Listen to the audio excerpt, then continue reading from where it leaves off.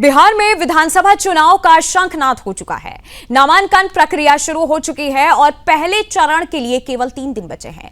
राजनीतिक दलों में सीटों की बंटवारे को लेकर घमासान जारी है। महागठबंधन जहां अपने गठबंधन के भीतर ही समीकरण सुलझाने में जूझ रहा है, तो वहीं एनडीए में भी सीटों को लेकर चर्चा जारी है।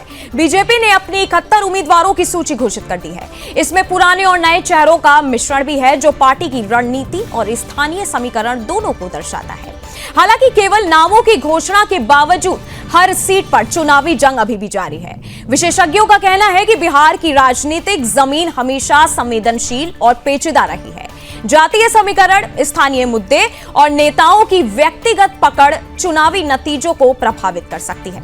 एनडीए और महागठबंधन दोनों ही अपनी जीत की रणनीति को अंतिम रूप देने में व्यस्त हो गए हैं। राजनीतिक विश्लेषकों का कहना है कि इस बार चुनावी मुकाबला केवल पार्टियों के बीच नहीं, बल्कि गठबंधन के भीतर भी निर्णायक साबित होगा। महागठबंधन में कुछ सीटों पर आपसी मतभेद साफ दिखाई दे रहे हैं। वहीं एनडीए में भी सीटों के बंटवारे को लेकर रणनीतिकारों के बीच गर्मागर्मी बरसी गई है। हर सीट पर उम्मीदवारों का चयन, प्रचार अभियान और जनता से संवाद निर्णायक भूमिका निभाएंगे। बिहार की जनता इस बार विशेष रूप से सतर्क दिख रही है और चुनावी मुद्दों पर तीव्र चर्चा कर रही है। सबसे ज्यादा ध्यान देने वाली बात यह रही कि उप मुख्यमंत्री सम्राट चौधरी को तारापुर विधानसभा सीट से चुनाव मैदान में उतारा गया है। यह फैसला पार्टी की तरफ से एक बड़ा दांव माना जा रहा है। बीजेपी ने न केवल अपने पूर्व मंत्रियों का टिकट काट दिया है, बल्कि पिछली बार के कई विजयी उम्मीदवारों को भी रिपीट नहीं किया है।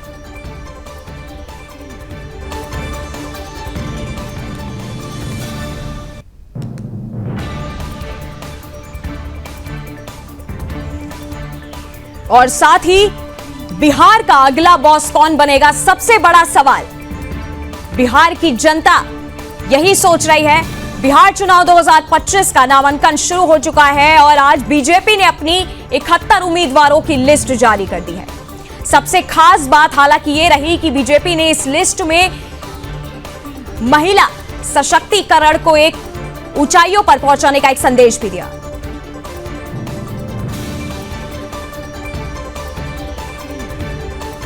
और इसी पर आज हम चर्चा करेंगे। हमारे साथ गेस्ट जुड़े हुए हैं, सोनाली जुड़ी हुई हैं, बीजेपी प्रवक्ता जुड़े हुए हैं हमारे साथ ही हमारे साथ जुड़े हुए हैं आशीष नोटियाल, कांग्रेस प्रवक्ता, और साथ ही मधु मांजरी, आरजेडी प्रवक्ता जुड़े हुए हैं। आप सभी का बहुत बहुत स्वागत है हमारे इस शो पर। और सबसे पहले चलते हैं बीजेपी प्रवक्ता के पास। सबसे पहले सर, आज जो बीजेपी ने अपनी लिस्ट जारी की 71 उम्मीदवारों की, क्या नजरिया है आपका? क्योंकि सम्राट चौधरी की काफी ज्यादा चर्चाएं हो रही हैं लिस्ट जारी होने के बाद। देखिए, आज जो भारतीय जनता पार्टी का और एनडीए समर्पित लोगों का 71 लोगों का जो लिस्ट जारी हुआ है, इस लिस्ट में आपको देखने को मिलेगा जो महिला, युवा, पिछड़ा, अगरा, हर किसी को साथ लेकर के चलने वाला ये उम्मीदवारों का लिस्ट है, जिसको जनता पूरी तरीके से सराह रही है। बोल रही है कि नहीं, भारतीय जनता पार्टी के द्वारा जो घोषित किया गया है उम्मीदवार, वो उम्मीदवार सबसे प्रबल है और सबसे सटीक लिस्ट ये माना जा रहा है। जितना युवाओं को हमने अवसर दिया, आप देखिए कि राजनगर विधानसभा से भारतीय जनता युवा मोर्चा के राज्य के पदाधिकारी सुजीत पासवान जी को टिकट दिया गया है। भारतीय जनता पार्टी के मूल संगठन के मंत्री संजय गुप्ता जी को कुम्हरार से दिया गया है। गोपाल नारायण सिंह जी के लड़के और लंबे समय से राजनीति में अपने आप की पहचान बना रहे हैं, पार्टी में प्रदेश के मंत्री हैं, त्रिविक्रम सिंह जी को दिया गया है। पटना साहिब से रत्नेश कुशवाहा जी को दिया गया है। तो आप देखेंगे कि ये मिला जुला करके संगठन में जो काम कर रहे हैं लोग, जो बूथ स्तर तक भी जो थे, उनको मौका दिया गया है, युवाओं को मौका दिया गया है, महिलाओं को मौका दिया गया है। तो हम मानते हैं कि ये हमारा पहला ऐसा रहा जिस पर पूरे के पूरे विरोधी ढेर है। और अभी तो ये लोग इलाज करवा लें।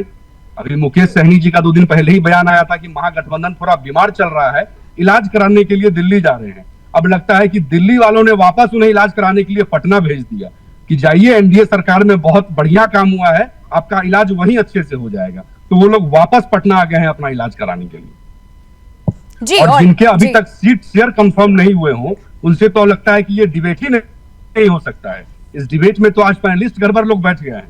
जिनका अभी तक सीट शेयरिंग नहीं फाइनल हुआ है कि कितने लोगों को क्या मिलेगा, वो बात अब कैसे कर सकते हैं जिन्होंने उम्मीदवार की घोषणा कर दी है उनसे। जी, सीधा चलते कांग्रेस प्रवक्ता आशीष जी के पास। आशीष जी, क्या सीटों को लेकर के क्या दिक्कत अभी तक आ रही है? क्योंकि बीजेपी ने तो अपनी उम्मीदवारों की लिस्ट जारी कर दी है, लेकिन आप लोग में क्या ऐसी दिक्कत फंस रही है? कहां पेच फंस रहा है ऐसा? देखिए, जिस समय हमें जो है सीट बंटवारे पर चर्चा करनी चाहिए, हमारा एक एक समय एक एक मिनट बड़ा कीमती है। उस टाइम पे भारतीय जनता पार्टी जो अपने अस्त्र शस्त्र जो होते हैं भारतीय जनता पार्टी के ईडी, सीबीआई, कोर्ट कचहरी, उन बड़े नेताओं को उसमें फंसाने में, उनमें उलझाने में लगी रहती है। आप देख रहे होंगे किस प्रकार से हमारे जो इंडिया गठबंधन के नेता है, उनको इस समय जब चुनाव प्रचार में आपको 10-10, 15-15, 20-20 साल पुराने केस याद आ रहे हैं, उनको आप और कामों में फंसाने का, उलझाने का काम कर रहे हैं, जबकि आज हमें सीट बंटवारे पर चर्चा करनी चाहिए थी। लेकिन निश्चित यकीन मानिए, सत्य की जीत होती है, हमेशा सत्य जीतता है और झूठ हारता है। कुछ क्षणों के लिए झूठ निश्चित जल्दी जीत जाता है, लेकिन हमेशा नहीं चल पाता है। जनता ने भारतीय जनता पार्टी का चेहरा मेरे ख्याल से बिहार में तो बहुत अच्छी तरह, क्योंकि बिहार का युवा जो है बड़ा समझदार है, उसने बहुत अच्छी तरह भारतीय जनता पार्टी का चाल चरित्र देखा होगा। और उनको नीतीश कुमार जी के, उनकी अपने जो अमित शाह जी की वो बात भी याद होगी, जो अमित शाह जी ने बोला था कि नीतीश बाबू आपको हम आने नहीं देंगे। आज आप उनके साथ मिलकर क्या कर रहे हैं, जनता देख रही है और जनता समझ रही है। जो भारतीय जनता पार्टी के साथ है वो सही, और जो भारतीय जनता पार्टी के साथ नहीं है वो गलत। आपके साथ जो नहीं देगा, आपके जो बहकाव में नहीं आएगा, आपके जो षड्यंत्र में नहीं आएगा, आप उसके ऊपर अपनी ईडी, सीबीआई सारी जांचें बैठा देते हैं, और जो आपके साथ है उसके सारे पाप मुक्त माफ कर देते हैं। आने वाला समय देखें, बिहार के अंदर निश्चित बदलाव बिहार से होगा। और बिहार के अंदर जो प्रधानमंत्री जी सोचते हैं कि मैं रो के मां के नाम पर वोट मांग लूंगा, जनता ये सब करने वाली नहीं है। जनता बहुत समझदार है और निश्चित टिकट बंटवारा भी होगा और सीट भी, जहां भी जो हमारे कैंडिडेट भी तय होंगे। लेकिन आप यकीन मानिए, इस बार जनता जो है भारतीय जनता पार्टी को खदेड़ कर बाहर निकालने का काम करेगी। जिस प्रकार से भारतीय जनता पार्टी ने पूरी तानाशाही बिहार नहीं पूरे देश के अंदर कर रखी है, जनता को पता लग गया। इस बार आप चाइनीज सामान का विरोध करेंगे कि नहीं करेंगे, आप ये बताएं। हर बार मैसेज चलता था चाइना का विरोध करें, इस बार क्यों नहीं चल रहा है? इस बार क्या हो गया चाइना के साथ? आप किन किन देशों से संपर्क बना रहे हैं और क्या कर रहे हैं? आपकी ना देश की नीति काम की है ना विदेश की। जनता वो सब देखेगी और निश्चित टिकट बंटवारा निश्चित जल्दी होगा और रिजल्ट भी आएंगे, चुनाव भी होंगे और भारतीय जनता पार्टी को मुंह की खानी पड़ेगी। अच्छा, सीधा चलते हैं आरजेडी प्रवक्ता मधु मांजरी जी के पास। मधु जी, आपने सुना अनिकेत जी ने क्या कहा और साथ ही आशीष जी ने क्या कहा, क्या नजरिया आपका? क्योंकि आरजेडी की चर्चा काफी ज्यादा हो रही है और सबसे ज्यादा चर्चा और तेज हो गई है जब से दिल्ली के राउज एवेन्यू कोर्ट से फैसला आया है आईआरसीटीसी घोटाले मामले में। देखिए, सबसे पहले बात कि हमारे जो भाई हैं अनिकेत जी, उन्होंने बोला कि इन लोग किस मुंह से बैठेंगे। या तो मुझे तो लगता है कि नंदिनी जी, आपको सिर्फ बीजेपी वाले लोग को डिबेट में बुलाना चाहिए, उनकी एक तरफा बात सुननी चाहिए, क्योंकि विपक्ष का बात सुनने का ना इनमें क्षमता है, न शक्ति है, न सहनशीलता है कि ये विपक्ष की बात सुन सके। लेकिन बहुत जल्द ये विपक्ष में आएंगे, फिर इनकी बात लेकिन हम सुनेंगे, इनकी बात भी सुनेंगे और इनको हम बैठने से भी नहीं रोकेंगे, क्योंकि बहुत जल्द ये विपक्ष में आने वाले हैं। तो इनकी बात जहां बात आती है कि आप देखेंगे कि लगातार जो है किस तरह से आदरणीय तेजस्वी प्रसाद यादव जी को परेशान किया जा रहा है, जो भी है। लेकिन आज जो है फिर भी इन सबसे हम घबराते नहीं है, भागते नहीं है। हम कहते ना कि हम बिहारी हैं, अब बिहार ये सब से डरता नहीं है। तो आज शाम तक, रात तक, कल होते होते हम लोग के पूरी गठबंधन की जो है सीट की शेयरिंग भी हो चुकी है, सब चीज हो चुकी है। बस आप लोग के सामने आ जाएगा और बहुत जल्द। ऐसा थोड़ी है कि ये 4 दिन पहले से कर रखे, ये अभी जस्ट किए हैं, अभी तुरंत अभी जस्ट मीडिया में ही आया है। और ये अभी बड़बोलापन जो है, इनका बड़बोलापन बहुत जल्द खत्म होने वाली है। बिहार की जनता इनका बड़बोलापन खत्म करने वाला है और आज से कल तक में हमारा सब चीज क्लियर हो जाएगा और कल से परसों तक में हमारा पहले चरण का नॉमिनेशन भी हो जाएगा।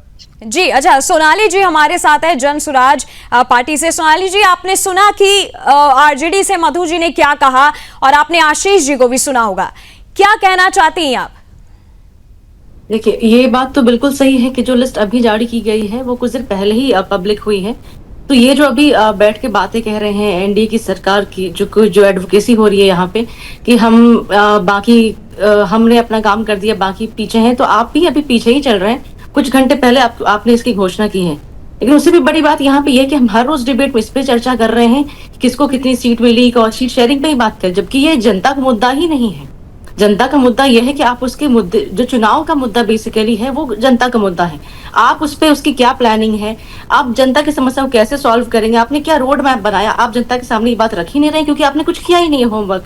तो आप बेसिकली सीट शेयरिंग पे ही जनता को उलझा के रख रहे हैं, मीडिया को उलझा के रख रहे हैं। और अगर यही बहुत बड़ा मुद्दा है, सीट शेयरिंग ही बहुत बड़ा मुद्दा है, तो साथ में आप इसका भी जवाब दीजिए कि जेडीयू से अगर एक आधिकारिक रूप से बड़ी घोषणा आती है या एक स्टेटमेंट आता है कि आपको प्रेस कॉन्फ्रेंस पे ये डिक्लेयर करना होगा कि नीतीश कुमार जी ही अगले मुख्यमंत्री हैं, इस पे आपकी चुप्पी है अभी भी। तो ये जो कयास लगाए जा रहे थे कि नीतीश कुमार को हटाने अगले सीएम वो नहीं बनने वाले हैं, और जो कि बहुत हद तक सही भी बात है, ये फैक्ट है। बट जब ये डाउट जेडीयू वाले लोगों को होने लगा है और उस पर जब वो स्टेटमेंट आपसे एश्योरेंस मांगते हैं तो भी पार्टी बैकफुट पे चली जाती है। आप बिहार के मुद्दों पर बैकफुट पे जाते हैं जो कि चुनाव के सामने समय प्रचार होना चाहिए। आप के जो प्लान्स है, रोड मैप है, आप उस पे बैकफुट पे जाते हैं, सीट शेयरिंग पे बैकफुट पे जाते हैं। और अभी आपने टिकट की घोषणा बहुत चंद सीटों पे की है, लगभग 100 पे भी आपने घोषणाएं नहीं की है। तो सर फोड़ने वाली जो कहानी अभी बहुत बची हुई है। आप इंटरनल डिस्प्यूट को संभालने में ही परेशान है दोनों गठबंधन। और एक साइड तो ये बात तो मैंने एनडीए के लिए कही, और मैं महागठबंधन के लिए कहना चाहूंगी कि ये कैसी राजनीति है, या फिर ये कैसा गठबंधन है जब एक ही दल के दो नेता, एक ही परिवार के दो नेता, कोई दक्षिण जाता है कोई उत्तर जाता है, आप एक नेता टिकट बांट देता है और दूसरा नेता टिकट बुला के टिकट वापस ले लेता है। तो ये कैसी राजनीति है, ये कैसा गठबंधन है। और आप कह रहे हैं कि हमारे यहाँ सब कुछ सही है। हमारा ये मुद्दा भी नहीं कि आपके यहाँ क्या ठीक है क्या नहीं ठीक है, हमारा मुद्दा बस ये है जिस मुद्दे पे चुनाव लड़ा जाना चाहिए, आपकी साइड से वो सारे मुद्दे नहीं आ रहे हैं, आपके साइड से प्लान्स नहीं आ रहे हैं, आपके साइड से रोड मैप नहीं आ रहा, आपके साइड से मैनिफेस्टो नहीं आ रहा है। तो जनता यहीं पे मूर्ख बन रही है। और ये मैं बात इसलिए यहाँ पे कहना चाह रही हूँ कि जनता के लिए कहीं से दूर दूर तक मुद्दा नहीं है कि आपने किसको क्या सीट दिया, आपने इंटरनली कैसे उसे सॉल्व किया। बिहार में किस तरीके से विधानसभा चुनाव का शंखनाद हो चुका है और साथ ही बीजेपी ने अपनी उम्मीदवारों की लिस्ट जारी कर दी है, लेकिन अभी भी बिहार की जनता यही सोच रही है कि आखिरकार अगला बॉस कौन होने वाला है। हमारे साथ सभी गेस्ट जो है जुड़े हुए हैं, सीधे बीजेपी प्रवक्ता के पास चलते हैं, अनिकेत जी के पास। अनिकेत जी, आपने सुना कि आशीष जी ने, साथ ही आरजेडी प्रवक्ता मधु जी ने क्या कहा है, क्या नजरिया रखते हैं आप, इनको क्या संदेश देना चाहते हैं?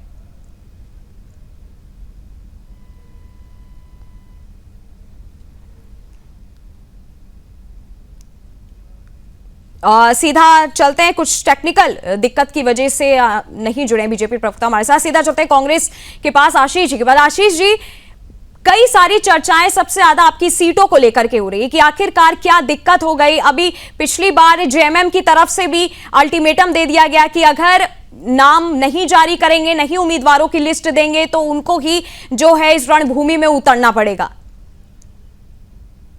देखिए नंदिनी जी, चर्चाएं राजनीति में बहुत जरूरी है। चर्चाएं तो होती हैं, राजनीति है, चर्चाएं होती हैं, और चर्चाएं मेरे ख्याल से आज की डेट पे घर घर में होती है राजनीति की, चाहे कोई राजनीतिज्ञ हो चाहे ना हो, तो चर्चाएं जरूर होती है। लेकिन देखें, जब गठबंधन है, गठबंधन में सब पार्टियां हैं, तो निश्चित हर पार्टी की एक महत्वाकांक्षा होती है कि किसको सीट ज्यादा मिले, किसको कम मिले। और निश्चित मुझे पूरा उम्मीद है कि बैठकर ऐसे कैंडिडेट को टिकट मिलना चाहिए, और मिलेगा भी, जो जिताऊ हो। सिर्फ इस बात को लेके नहीं कि एक गठबंधन है तो इसी आदमी के इस कैंडिडेट को टिकट मिले, ऐसा नहीं होता है। जो जिताऊ होगा उसको टिकट मिलेगा। और बड़े समझदार लोग ऊपर बैठे होते हैं जो स्क्रीनिंग करते हैं, बड़े समझदार लोग बैठे हैं, वो ऐसे नहीं होते कि वो टिकट कब सूची जारी होगी, कब टिकट जारी होगा? मन में लोगों के यही सवाल आ रहा है कि आखिरकार क्यों इतना पेच फंसा जा रहा है, कहाँ इतनी दिक्कत आप लोग में आ रही है, सोच में दिक्कत आ रही है, क्या सोच रहे हैं आप लोग, क्या रणनीति बना रहे हैं? देखिए, सोचना तो हर बात को सोचना पड़ता है। और देखिए, दिक्कत कुछ नहीं आ रही है, चुनाव का समय आ गया और निश्चित यकीन मानिए सही टाइम पर नामांकन भी होगा और उसके बाद चुनाव भी लड़े जाएंगे और जीतेंगे भी हम। क्योंकि चुनाव इस बार पूरा विकास के मुद्दे पर होने वाला है।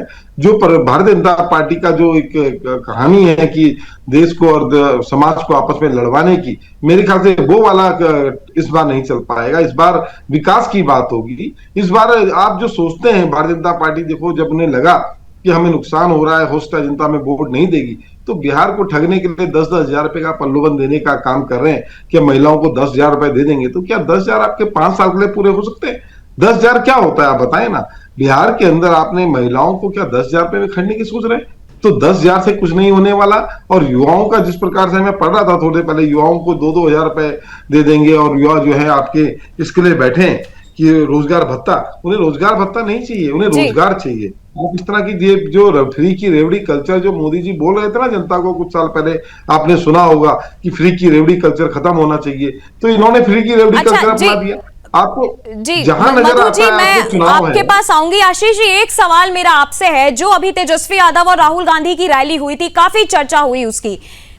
राहुल गांधी नहीं बोलते, लेकिन तेजस्वी यादव ने एक बार ये बात बोली कि राहुल गांधी जो है वो प्रधानमंत्री बनेंगे, लेकिन राहुल गांधी क्यों नहीं ये बोलते कि तेजस्वी यादव जो है वो प्रधानमंत्री बनेंगे? देखिए ये चीजें ठीक है, उनके अपनी भावना है तेजस्वी यादव जी की, उन्होंने इस बात को बोला, लेकिन एक गठबंधन की सरकार है और इसका फैसला पूरा गठबंधन मिलकर करता है किसको बनना है, प्रधानमंत्री बनना आगे का काम है। पहली बात तो यह है कि चुनाव होंगे, चुनाव में जब हम लोग सीटें निकालेंगे उसके बाद उस पर चर्चा होगी कौन बनेगा। और राहुल गांधी जी को कोई प्रधानमंत्री बनने का लालच नहीं है। अगर उन्हें प्रधानमंत्री बनना होता तो उनके पास बहुत मौके थे, वो बन सकते थे। राहुल गांधी जी पारिवारिक आदमी हैं, जिनके परिवार में जिनके दादी प्रधानमंत्री थी, जिनके पिताजी प्रधानमंत्री थे, उनको प्रधानमंत्री का क्या लालच। वो तो देश के लिए लड़ रहे हैं, वो देश के लिए लड़ रहे हैं। देश में जो भारतीय जनता पार्टी जो नफरत फैला रही है, उस नफरत को खत्म करना चाहते हैं, क्योंकि कांग्रेस वो पार्टी है जो देश की आजादी से, जिसने पूरा आजादी के समय पर रही और आजादी दिलाई, उसका दायित्व बनता है कि उस देश को जिसको आजाद करा है, उस देश को सही राह पर ले जाने का काम, वो दायित्व राहुल गांधी जी, क्योंकि राहुल गांधी जी हमारे गांधी परिवार से हैं और कांग्रेस के सीनियर नेता हैं, तो उनका दायित्व है। और जहां तक जनता और कुछ भारतीय जनता पार्टी के लोग सोचते हैं कि राहुल गांधी जी को लालच है, लालच तो उसको होता है जिसने कभी प्रधान ना बना, उसे लालच होता है प्रधानमंत्री कैसे बनेंगे। जिसके परिवार में प्रधानमंत्री रहे हो, उसको प्रधानमंत्री का क्या लालच।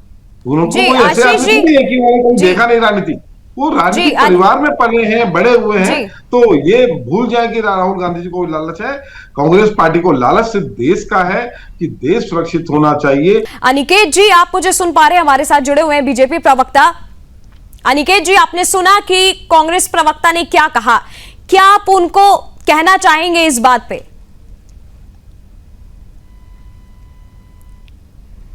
चलिए सीधा चलते हैं मधु मांजरी के पास, आरजेडी प्रवक्ता। मधु जी, जिस तरीके से तेजस्वी यादव ने एक वादा किया है लोगों से, जनता से, कि अगर उनकी सरकार आती है तो सरकारी नौकरी जो है हर घर से एक इंसान को दे दी जाएगी, लेकिन कहीं कहीं अब इस बात को लोग नेगेटिव ढंग से इसका विरोध होने लगा है। देखिए, जो लोग ऐसे, आज की नई बात नहीं है, जब भी नेता प्रतिपक्ष पिछले बिहार विधानसभा से पहले भी उन्होंने बोला था कि 10 लाख नौकरियां देंगे, तब भी उनका विरोध हुआ था। उस समय जेडीयू विपक्ष में थी, नीतीश कुमार जी ने बोला था कहां से पैसा रहेगा, कैसे देगा, आपने भी सब, अभी आप लोग भी सब जानते हो। तो वो अभी भी ये है, लेकिन ऐसा नहीं है कि आदरणीय तेजस्वी प्रसाद यादव जी ने ऐसे ही बोल दिया। उनके एक्सपर्ट बैठे, उन पे राय विचार बसमरा हुआ, लंबी बातें चली, उसके बाद हुआ कि नौकरी कैसे दिया जाएगा। कि जिस परिवार में अभी स्थिति अच्छी नहीं है, जिस परिवार में एक भी लोग सरकारी नौकरी में नहीं है, उस परिवार को एक नौकरी जानी चाहिए, और ये बिल्कुल होना भी चाहिए। कम से कम चलिए एक मुद्दा तो होना कि हिंदू मुस्लिम ये अपना ये सब चीज खत्म कर करके एक राजनीति होनी चाहिए, कि नौकरी पे राजनीति होनी चाहिए, उत्थान पे राजनीति होनी चाहिए।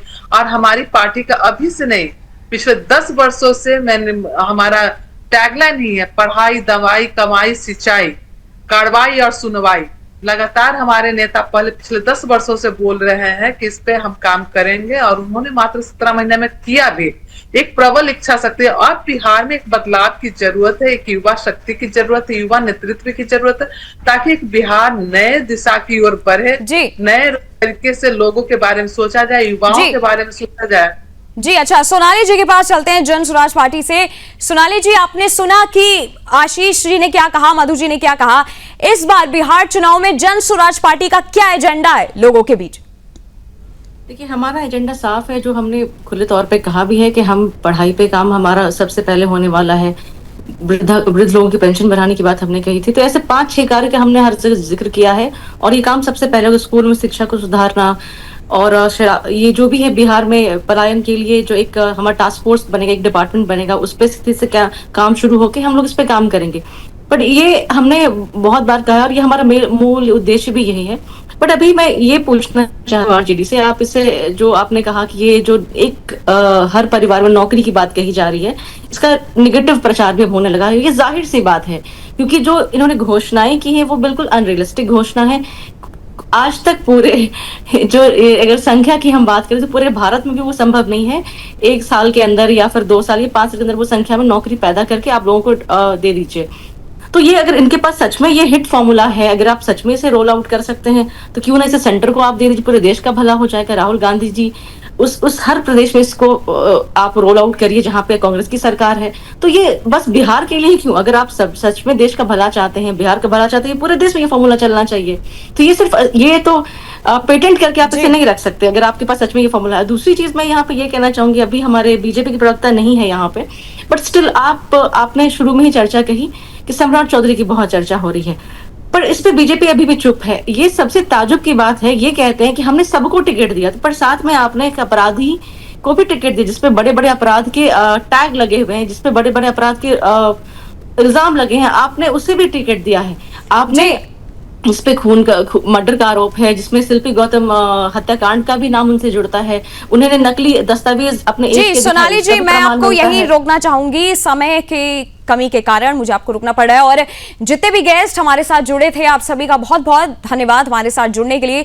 फिलहाल बिहार विधानसभा चुनाव नजदीक है और बीजेपी की पहली उम्मीदवारों की लिस्ट जो है जारी हो चुकी है, लेकिन अभी भी सवाल यही है कि आखिर बिहार की जनता का विश्वास कौन जीतेगा।